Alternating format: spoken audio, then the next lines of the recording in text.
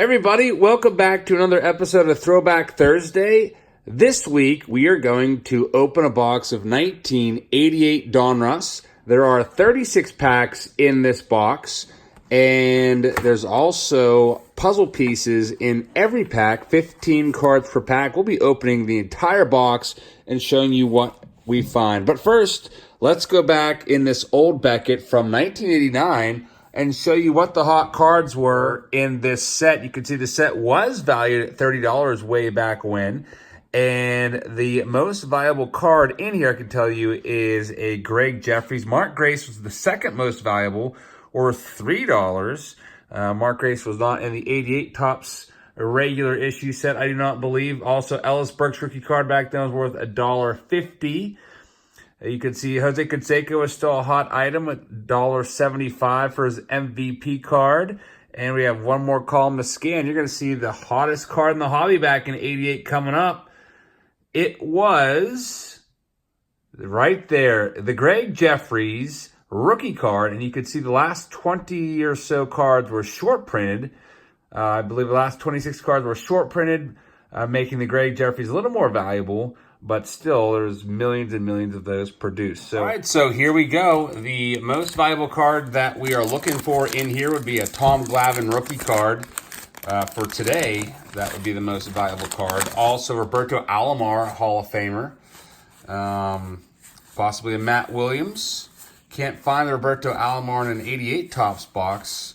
He's not in the regular release. Alomar was in some of the update sets back then, but take a look at the design. You can see the back of the card was blue. It's pretty typical for Donruss in this era. All the backs look just like that same basic design with the name, their recent performance, and then career highlights. The only difference would be the colors would change from year to year. Also, you have your puzzle pieces. There was a 63-piece puzzle featuring Stan Musial, which we might be able to put together since they give us 3 puzzle pieces per pack.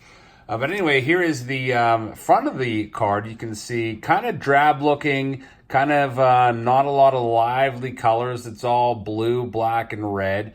It does have the logos on it, which is a nice touch. But really not a lot of eye appeal to these cards.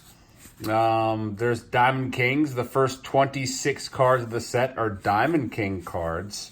One player from each team was designated as a Diamond King. So basically, they picked the best player from each team. I know that Andy Van Slyke was the Pirates representative in the Diamond King set. You'll see a few of those coming out of here.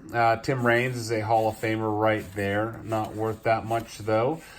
You might want to know what this box goes for. There's the Billy Ripken before he was writing obscenities on his bat. You can get a box of these for $8.99 is what this box was advertised for. I paid $5 for it at a card store in Cincinnati back in the summer. You might remember me picking up a bunch of boxes. That's usually the going rate for 88 Donruss because they were so overproduced. You can still find these today unopened everywhere for super cheap, which is nice. The whole set itself, again, you can probably get for about $5.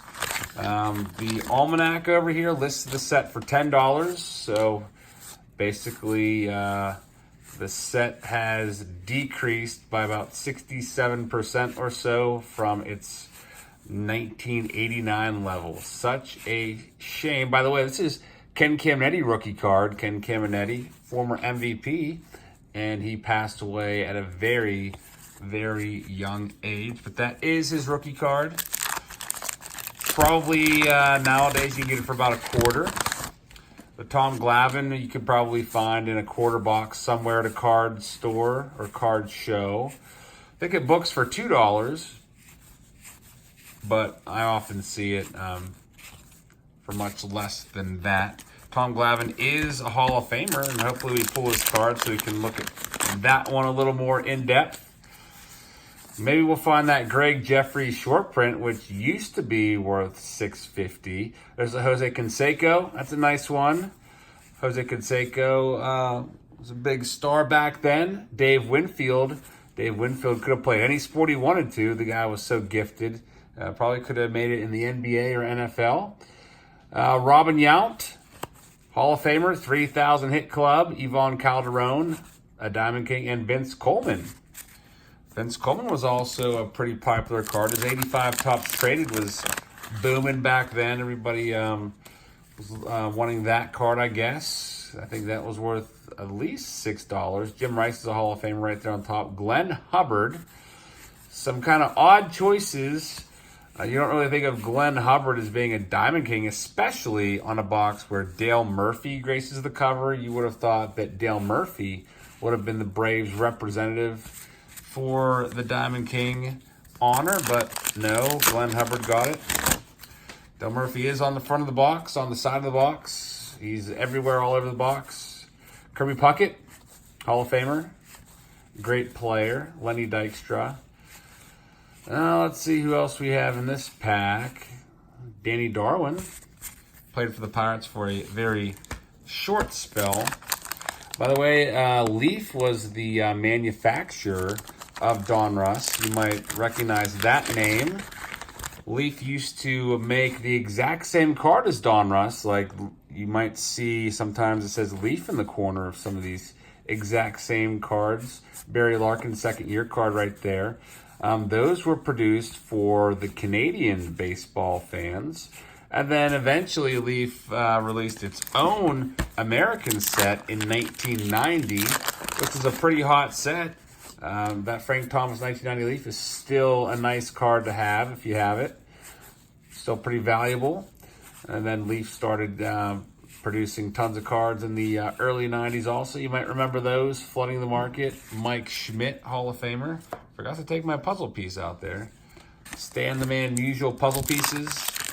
Born not too far away from here. Born in Denora, Pennsylvania, same place as the kid, Ken Griffey Jr.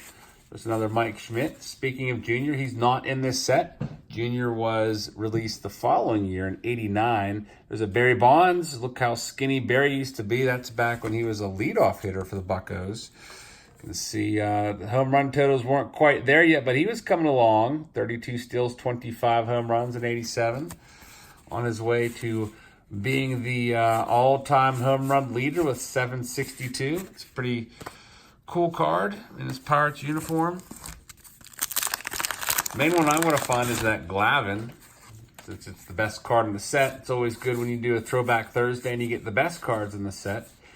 It's not as good when you don't get any of the top ones, like the '89 Upper Deck box that I did. Failed to get a Griffey or a Biggio or a Smoltz or a Sheffield. Did get a Johnson at least. All right, now we're on to our next pack. Another Cal Daniels, another Barry Larkin. Tom Henke with the glasses, former Blue Jays closer. Let's see who else we have in here. Dave Trevecki. Dave Trevecki had to have his arm amputated, which ended his career. I think it was in 1990 that happened. Saved his life, but ended his career. I think if he had to do it over again, he definitely would have made the same choice. Eric Shaw. I always called him Eric Show when I was a little kid. Another guy who tragically had his life cut short due to drug addictions. All right, next pack. By the way, you might wonder, why doesn't Donruss put gum in their packs? That's because Topps had an exclusive contract with Major League Baseball to manufacture baseball cards with gum in them. It was actually written that way in the contract. And that's good because, I guess that's good, at least for Donruss, because Donruss was not going to be allowed to produce cards. Donruss actually sued Topps, Eddie Murray Hall of Famer, in 1975 to break up their monopoly and get into the card business. Took about 5 years, and eventually they exploited the loophole that said only Topps can produce baseball cards with gum. So they're like, you know what? We're going to produce cards with puzzle pieces instead. And that's how Fleer and Donruss got in the game in 1981. One of these days I'll have to do an 81 Donruss box break for you. They're a little more expensive. Not a whole lot of great players in 81 Donruss. I mean, like great rookie cards or anything like that, but still pretty cool to open cards from 81. Ricky Henderson. There's Kirk Gibson. He's famous for his heroics in the 88 World Series, hitting that Game 1 home run off of Dennis Eckersley. There's Andy Van Slyke. I used to have a lot of this card growing up. Used to like that card a lot. Diamond King card. Let's see who else we have in there. Nothing of note. About halfway through. These cards are pretty cold. Just got them out of my garage where I was storing them. It's like 12 degrees outside. It's warming up a little bit. It was -4 this morning when I went to start my car. Sam Horn and Bill Madlock. Bunch of commons in there. All right, the next one, by the way, there's a little advertisement there. You can send away for 5x7 Diamond Kings. I've seen these a few times. If you send $8 and 3 wrappers, plus $1.50 postage to that address, so basically about $10, you can get a set of 26 large Diamond Kings, 5x7s. Never actually did that. I entered the card world after 1988 Donruss. Don Sutton's a Hall of Famer. 1989 is when I started collecting, so I just missed 88 Donruss, but I used to pick up boxes of these at the card store here and there. We would always go to a place called Rock Sports Cards in Bristol, Connecticut. Whenever we would go on vacation each summer to visit my grandma up there, and they would always seemingly have 88 Donruss boxes for like $5 a box. So my brother and I would often pick up a box of these and I'd rip them open, and then I would read the backs to them, and I would get all mad at the Pirates because I would see that Jay Buhner was drafted by the Pirates and never signed and stuff like that. So I did like how they would always give you how they were acquired. That was another cool thing with the back of these cards. Got a little more information about a player's background than Topps, but you got less stats. So let's find a player with a lengthy career. See if we can find like a Nolan Ryan or something even. Nope, no Nolan Ryan. I guess the most lengthy career out of here would be one of these guys like this. It would only show the last 5 years. It wouldn't show anything more than that. Speaking of Nolan Ryan, we still haven't gotten a Nolan Ryan out of this box. It kind of stinks. Hopefully he's in here. We'll see. Dwight Evans, Diamond King. Dave Clark, he's a coach. Last time I checked, he was with the Tigers. Getting lots of commons so far. Maybe I should try this side over here. See if we can have any luck. Jeff Stone. It's like the same exact pack as last time almost. Yes. Wow, same pack. Check that out. I am almost tempted to do a side-by-side comparison here. I have the pile right there. That is really bad sorting by Donruss. Check that out. How crazy is that? The literal exact same pack. So you can go back and if you wanted to be a pack searcher, it looks like we got an extra card in there for some reason. Oh, no, it was just switched around. I guess I might have done that. Maybe one card differential there. If you wanted to pack search, if you could see through and figure out who's on top, you might be able to find that elusive Greg Jeffries short print. You could usually somewhat see through the back. If you take a look at that, you can make out some stats and stuff. Security was not a big issue back in the day. The front doesn't really matter because the puzzle piece is there. But I guess you could do a little pack searching that way. Pack searching was different back in the 80s than it is now. Cal Ripken Jr. Diamond King card. That's a nice one. Cal Ripken was one of my favorites. Dennis Eckersley. Always had the mustache and the hair going. Pretty much throughout his entire career. Still has that hair going. He's a broadcaster now. Another Tim Raines. All right, well, we are down to about 10 packs or so and still have not found a Tom Glavine. There's a Lee Smith. There's an Andy Van Slyke, our first Van Slyke there, sitting in like a wood shed or something. I don't know where that picture's taken at. Kind of weird. The background there is a little bit weird. Also, I'd like to find, how about Harold Baines to go with that Lee Smith, even though it's only worth 5 cents. There are 660 cards in the set. I think I might have mentioned that. So you're not going to see every card. Also, we need to find the Roberto Alomar rookie card. Ozzie Smith, Hall of Famer. The Wizard was his nickname. He used to do backflips and stuff when he would take his position at times, especially in all-star games. It was like his little calling card. All right, let's see what we have here. Dave LaPointe bought one of his items at an auction from his personal collection back in October. Gary Thurman, rated rookie. I believe there's 20 rated rookies in 88 Donruss. There's the Jay Buhner. This guy, you can see, traded by the Pirates to the Yankees 1984. So yeah, the Pirates used to have this guy. And I remember when Jay Buhner was hitting like 44 home runs a year, and I used to always think, dang it, if the Pirates just had Buhner, we would win the World Series. But it was never to be. Buhner went on to the Mariners, had a great career with the Mariners, and the Mariners have never been to the World Series. The other team not to ever be to the World Series, you guessed it, the Washington Nationals. Only 2 teams to never be in the World Series. There's Greg Maddux.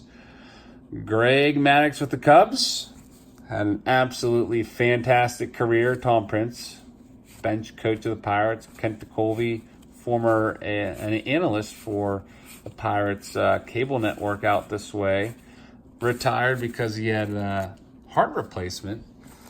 Doing well, though. That was a couple years ago. He was replaced by Michael McHenry, former backup catcher for the Pirates.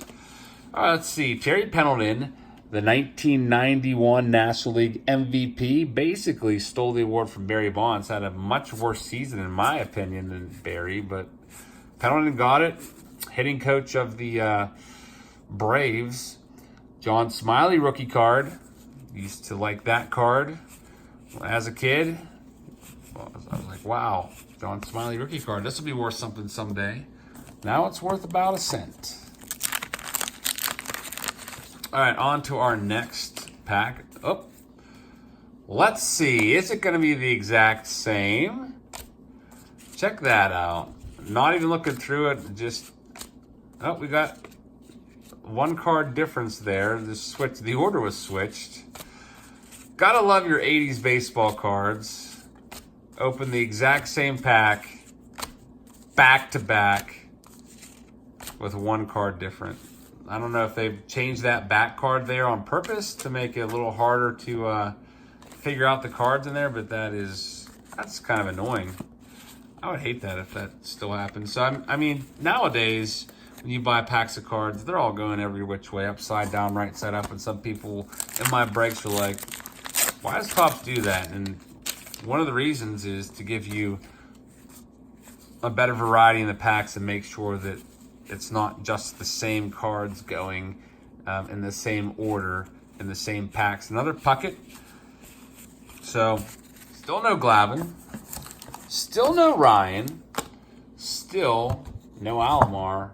And we're at the bottom of the box. Got lots of puzzle pieces. 2 packs left. Let's see if we can find one. Darryl Strawberry. It didn't help that a lot of these packs were duplicates. There's a Goose Gossage, Hall of Famer. Paul O'Neill was solid. You might remember Paul O'Neill hitting a pop-up at Great American Ballpark and slamming his bat down in disgust. And then the ball ended up being a home run, and he was shocked. That's why they call it Great American Small Park. I mean, you could probably hit one out of there, whoever you are watching this. That park is so small. Last pack, Carrigan Jr. again, so we're doomed, I think. We're not going to find an Alomar or a Tom Glavine in this box because I feel like we've already seen this pack before, which we likely have, and that is all of the cards in this 1988 Donruss version of Throwback Thursday. Every Thursday I open up a wax box of cards for you from an past bygone era. Usually it's the 80s because I grew up in the 80s. Also, I'll start branching out and doing the 90s, and I might do some from the 2000s. Eventually, I have lots of weeks to choose from going forward, lots of boxes to choose from, so we'll switch it up every now and then. It's always fun to bring you a new release on the channel for Throwback Thursday and talk a little bit about it. So I'm going to end this right here. If you'd like to buy all these cards, how about $5 takes all the cards on eBay? Sorry we don't have any of these super major stars in there. But, I mean, honestly, I have so many 88 Donruss. I don't want these cards. I don't want to just toss them in a corner. So if anybody needs these cards, $5, they're yours on eBay. And I'll ship them out to you. And also I'll include all the puzzle pieces. I should try to see if I can get the puzzle together. So let me just put these cards away, and then I'll see if I can arrange the Stan Musial puzzle for you, and I'll include that also in this box.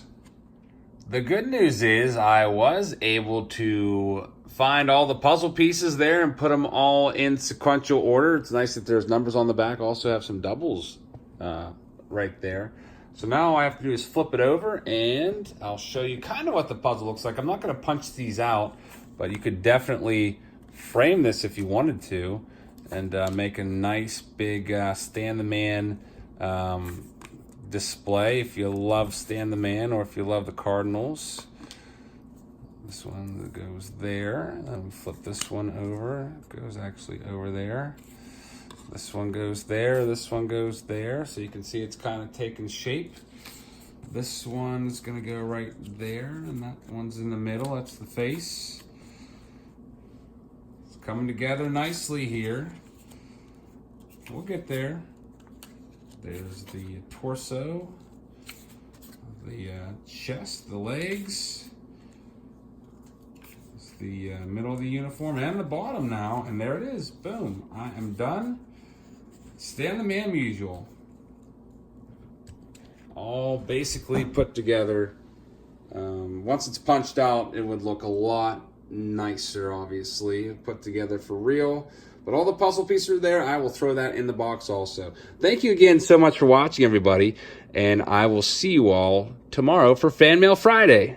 Just like to take one quick second and thank all 59 of my Patreon patrons. Especially these 5, though. These are my top tier guys. We got Tommy, Darren, and then Tom A, Big K's Cards and Collectibles, and finally Terry. And 2 of these guys have YouTube channels. You got T's Baseball Life, that's Terry's channel, and also Big K's Cards and Collectibles. Go check them out on YouTube and subscribe, everybody.